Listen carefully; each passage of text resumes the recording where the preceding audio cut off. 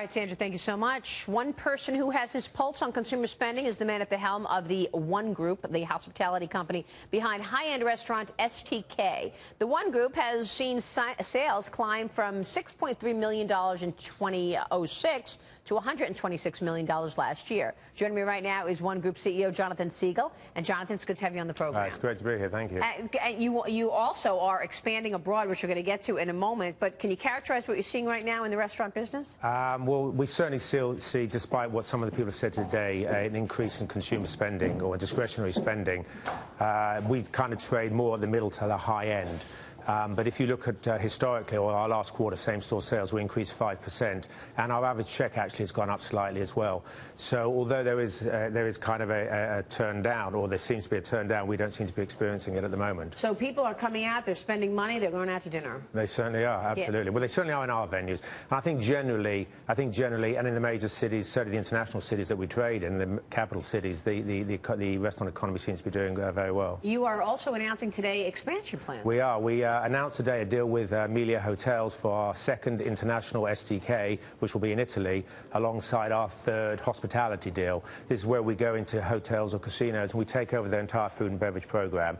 So the second European deal will be in the Milan, which will open hopefully in the second quarter of 2015. Fantastic. That you can open STK in Milan as well as have the same STK, or is it the same STK, in New York City. The culture... It was interesting. When we opened our first STK here in New York, we were interested to see whether it would work nationally. And it wasn't until we moved into other cities nationally that we could work out whether or not the brand would carry.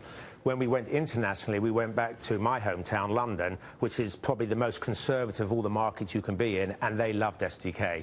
So on the basis of the fact that the conservative English like STK, we were very confident we could take it all over the world. And we did nothing different. Everything we did here and we created and we learned here in America, we took back to England. Now, STK is basically a steakhouse. It's a steakhouse. But it's not a steakhouse that you would think it's a steakhouse. Not the steakhouses that we know about in New York. No, when we created STK in 2006, and we looked at the STK model, the steakhouse model, and steakhouses really haven't changed in the last 100 years or so. We joke that the walls got woodier, the red wine got redder, and the portions got larger. We wanted to see if we could change the paradigm, make it a much more social dining environment.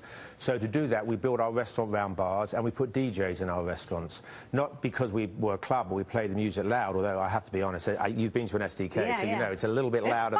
It's a little bit louder than most. But the DJ will read the room. So once we get a type of music that the consumer likes, we stay with that genre of music, and two things happen. People become much more sociable, and the vibe and energy increases. As that happens, people eat faster and they drink more. Have costs gone up for you, given the commodity price increases that we've been seeing? Well, we've locked in most of our commodities for the year.